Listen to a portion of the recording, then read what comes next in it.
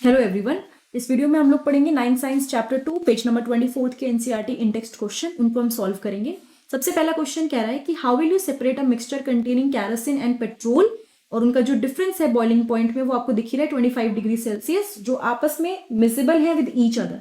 So basically आपको दो चीजों को सेपरेट करना है जिनके बीच में जो बॉइलिंग पॉइंट है उसमें साफ डिफरेंस है और आपस में वो मिसेबल है। तो कैसे सेपरेट करोगे आप? A mixture of kerosene and petrol which are miscible with each other, यानी कि केरोसिन और पेट्रोल का मिक्सचर जो आपस में मिला हुआ है उसको हम एक सिंपल मेथड से सेपरेट कर सकते हैं। यहाँ पे कॉमा मतलब ब्रेक नहीं आया है, स्पेस नहीं आया है, but it is simple distillation method.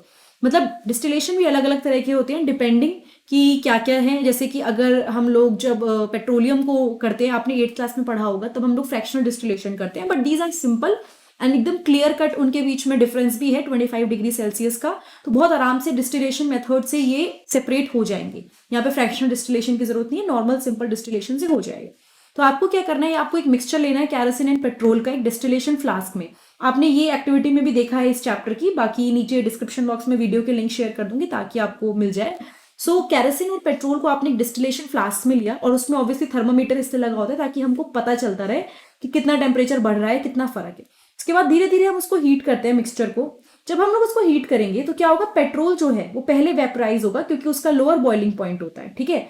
तो वो पहले वेपोराइज हो जाएगा because it has lower boiling point, और वो अगर पहले ऊपर चला गया तो धीरे धीरे कंडेंस होके वो यहाँ पे जो एक बॉक्स होता है, मतलब बेसिकली जो कंडेंसर आउटलेट है, वहां पे जाके इकट्ठा होना शुरू हो जाएगा, ठीक है। और जो ये वाला इस पोर्शन में होता है दैट इज आपका डिस्टिलेशन फ्लास्क जिसको आपने हीट किया था। केरोसिन वहीं पे रह जाएगा क्योंकि उसका जो बॉइलिंग पॉइंट है वो थोड़ा ज्यादा है, तो वो इतनी जल्दी मतलब जाके कंडेंस नहीं होगा। अपने आप जब पेट्रोल सेपरेट होना शुरू हो जाएगा हम उसको अलग इकट्ठा कर लेंगे और जो केरोसिन है उसको अलग कर लेंगे। सो बेसिकली इसका वन वर्ड आंसर जो है that is simple distillation method, लेकिन आपको ये भी लिखना पड़ेगा कि कैसे आप इसको सेपरेट करो।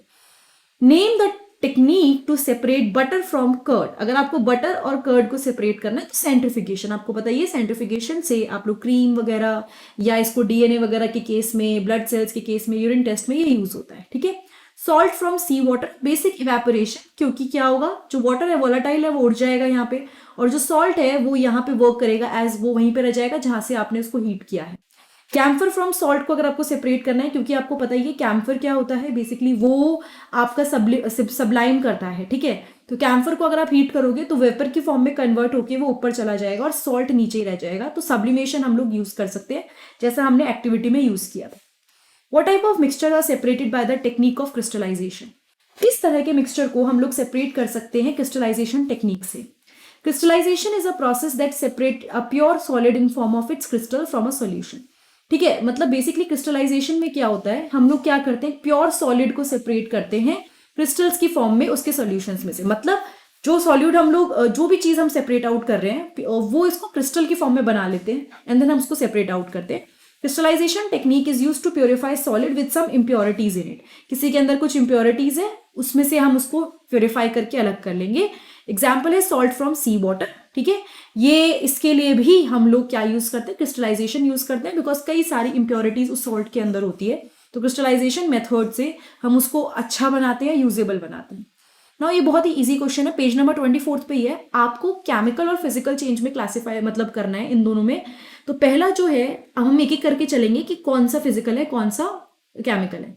अगर एक ट्री कट हो रहा है तो कोई नई चीज तो नहीं बन रही है, ठीक है, जस्ट उसकी फिजिकल अपीयरेंस में फर्क पड़ रहा है और बाद में वो जाके डिकम्पोज होगा, वो बाद की बात है, बट फिलहाल it is just the cutting of tree, so it is physical change, ठीक है। Melting of butter in a pan, अभी तक कुछ नहीं हुआ है, सो केवल मेल्ट हुआ है, so that is also physical change. Rusting of अलमीरा, रस्टिंग या ऑटोमेटिकली क्या है, केमिकल चेंज है क्योंकि आयरन ऑक्साइड की लेयर बननी शुरू हो गई है। Boiling of water to form steam, केवल उसकी स्टेट में चेंज है, तो ये फिजिकल चेंज है।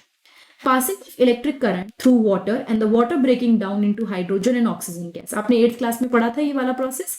तो ये जो प्रोसेस है इसे हम लोग क्या बोलेंगे, passing of electric current through water and the water breaking down into hydrogen and oxygen gas. Electrolysis, electrolysis तो आपको पता है ये केमिकल चेंज है, वो केवल फिजिकल चेंज नहीं हो सकता। Dissolving common salt in water, it's just a physical change, nothing else. 7th class का ही सबको चाहिए। Making a fruit salad with raw fruit, आपने एक रॉ फ्रूट्स के साथ फ्रूट सैलेड बनाया, कोई चीज नई मिक्स नहीं हुई है, कोई चीज नई ऐड नहीं हुई है, ना डाइजेशन के बारे में बात हुई है, so it's a physical change. Paper and wood का बर्न होना, जब बर्निंग इन्वॉल्व है तो ऑटोमेटिकली कंबशन होगा and it will automatically lead to chemical change, so it's a chemical change. ठीक है, क्लियर हुआ? मैंने आपको सबके रीजन भी दे दिए। Try segregating the things around you as pure substance और मिक्सचर। आपके आसपास जो भी चीजें प्रेजेंट हैं आप उसको प्योर सब्सटेंस या फिर मिक्सचर की फॉर्म में सेग्रीगेट, अलग अलग करना शुरू कीजिए। प्योर सब्सटेंस में water, graphite, sugar, gold. Mixture में steel, plastic, vinegar, ice cream, milk and air, all these things are mixture. ठीक है, तो ये एग्जाम्पल्स है, आप और भी लिख के अपने आप ही क्लासीफाई कर सकते हो। मैंने बहुत ही कॉमन एग्जाम्पल नोट करवा दिए। So this was the question answers in text question जो पेज नंबर 24 पे दिए गए थे। ये वीडियो आपको थोड़ी भी अच्छी लगी हो तो प्लीज चैनल को लाइक, कमेंट, सब्सक्राइब जरूर कीजिएगा। एंड एक मोस्ट इंपॉर्टेंट चीज जो आपको करनी है, आपको प्लेलिस्ट चेक करनी है। प्लेलिस्ट में आपको सारी वीडियोस मिलेंगी डिटेल में जो भी मैंने अभी तक कवर करी है। Thank you so much, have a nice day, I will see you next time in the next video.